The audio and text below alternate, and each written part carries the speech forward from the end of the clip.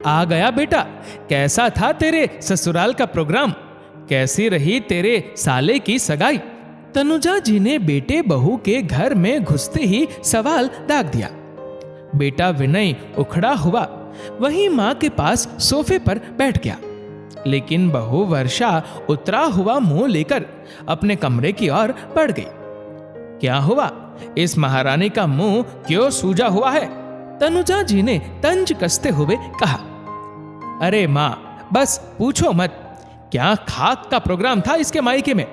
मुश्किल से 50 लोग भी नहीं थे सगाई पर। और माँ, पता नहीं कैसे घर में रिश्ता जोड़ा है इसके माँ बाप ने। अरे कोई स्टैंडर्ड ही नहीं है उनका। 100 रुपए के लिफाफे पकड़ा दिए। और इसकी होने वाली भाभी, बस पूछो मत, बिल्कुल गवार लगती है, गवार। विनय तेज आवाज में बोले जा रहा था और तनुजा जी के चेहरे पर बेटे की बातें सुनकर कुटिल सी मुस्कान तैर गई। अरे बेटा, अब ऐसी लड़की मिल गई, वो भी गनीमत है उनकी। 3 साल से बेचारे धक्के खा रहे हैं। बेटे की बात का समर्थन करते हुए तनुजा जी बोली। हाँ माँ, ये तो है। कौन सी पढ़ी लिखी फैमिली है इनकी। मेरे ससुर को तो 10 लोगों के बीच बैठकर चम्मच से खाना भी नहीं आता। बोलकर विनय हंसने लगा। सास और पति की बातें सुनकर वर्षा की आंखें भर आई। सारे रास्ते भर तो वो विनय की बेहुदा बातें सुनती ही आ रही थी, लेकिन अब घर आने के बाद भी इस तरह अपने मायके का मजाक उड़ाते देखा तो उसे गुस्से से ज्यादा दुख हो रहा था। उसके भाई के मंगल दोष के कारण कहीं रिश्ता तय नहीं हो रहा था। आखिर में जब विकास का रिश्ता आया तो बिना किसी देर के वर्षा के पिता ने अपने बेटे का रिश्ता तय कर दिया। माना लड़की वाले थोड़े पारंपरिक थे, क्योंकि अभी भी वो गांव और खेती बाड़ी से जुड़े लोग थे, लेकिन खाते पीते देशी आदमी थे। वर्षा को तो अपनी होने वाली भाभी बहुत पसंद आई थी। उसे विश्वास था कि वक्त के साथ सब उसी परिवेश में ढल जाते हैं जहां रहते हैं, लेकिन विनय ने उनके भोलेपन को ही मजाक बना लिया। थोड़ी देर बाद जब वर्षा कमरे से बाहर आई तो देखा तनुजा जी फोन पर अपनी बेटी से बात कर रही थी। अरे हाँ बेटा, हो गई तेरी भाभी के भाई की सगाई। पता नहीं कैसे लोगों से रिश्ता जुड़ा है, लेकिन उन्हें भी क्या दोष थे। एक तो इसके भाई की तनख्वाह भी कम है, ऊपर से घर मकान भी पता नहीं कौन से जमाने का बना हुआ है। कौन भले घर वाले लड़की देंगे इन्हें।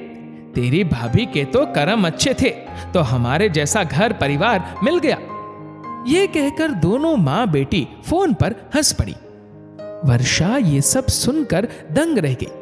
उसे यकीन नहीं हो रहा था कि उसके मायके की छोटी छोटी बातें भी विनय अपने घर वालों को बताता रहता है, लेकिन अब पानी सर से ऊपर होने लगा था और वर्षा ने कुछ तय कर लिया।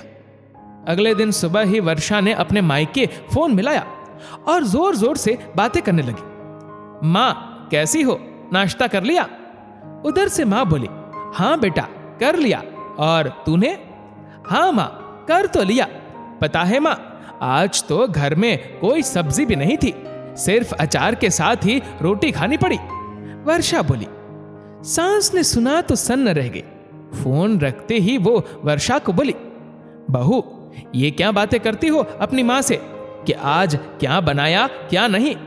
आज सब्जी लाई हुई नहीं थी तो नहीं बनी, वरना रोज तो बनती है ना। वर्षा बिना कुछ बोले मुस्कुराकर रह गई।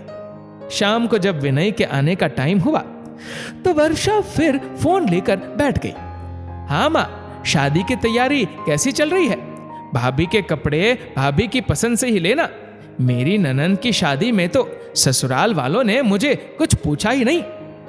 बेटी का नाम आते ही तनुजा जी के कान खड़े हो गए। विनय भी घर में घुसा ही था। वर्षा का बोलना जारी था और सांस का तिल मिलाना।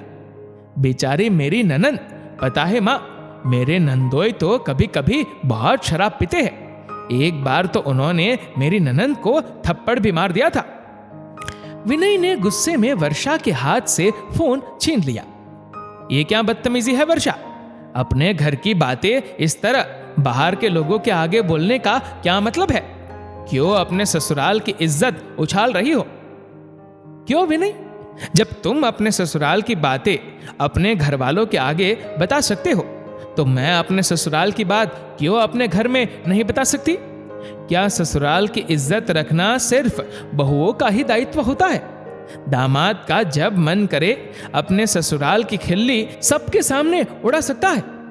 ऊंच नीच किस घर में नहीं होती भी नहीं। हर घर परिवार में कोई ना कोई परेशानी या मजबूरी हो जाती है, लेकिन इसका मतलब ये नहीं कि उसका प्रचार करके उसकी हंसी उड़ाई जाए।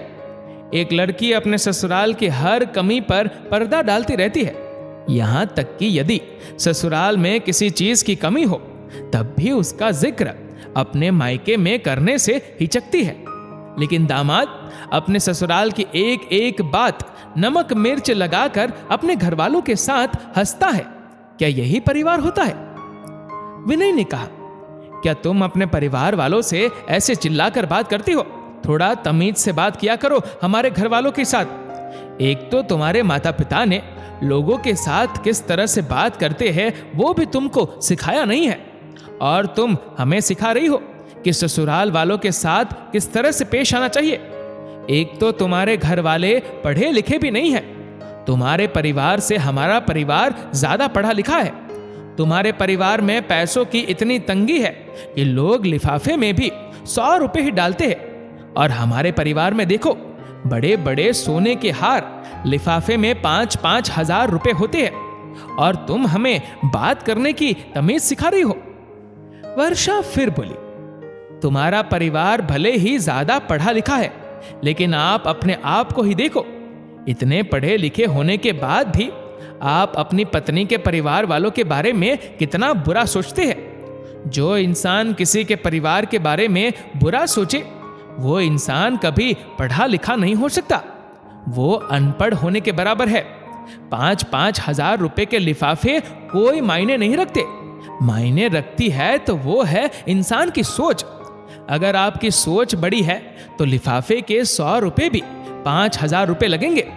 फिर भी मैं आपके जैसी नहीं हूं। मुझे पता है अपने परिवार की इज्जत अपने हाथों में होती है।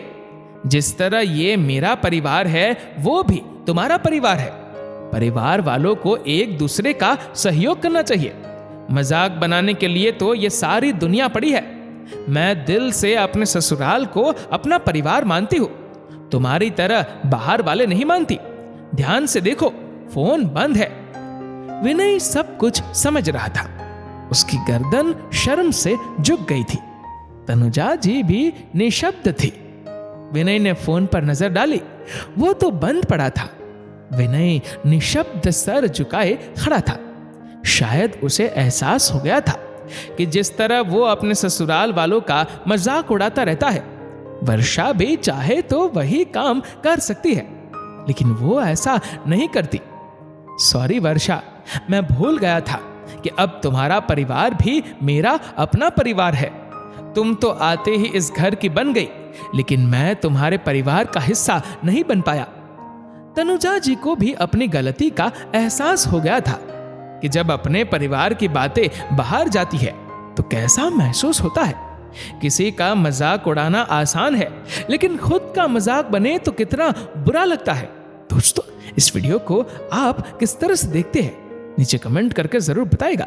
और अगर आपको वीडियो अच्छा लगा हो तो इस वीडियो को लाइक करेगा, शेयर करेगा ज्यादा से ज्यादा लोगों तक, और ऐसे ही और भी इंस्पिरेशनल वीडियोस के लिए सब्सक्राइब करें हमारे यूट्यूब चैनल को और फेसबुक पर फॉलो करें हमारे पेज को। धन्यवाद।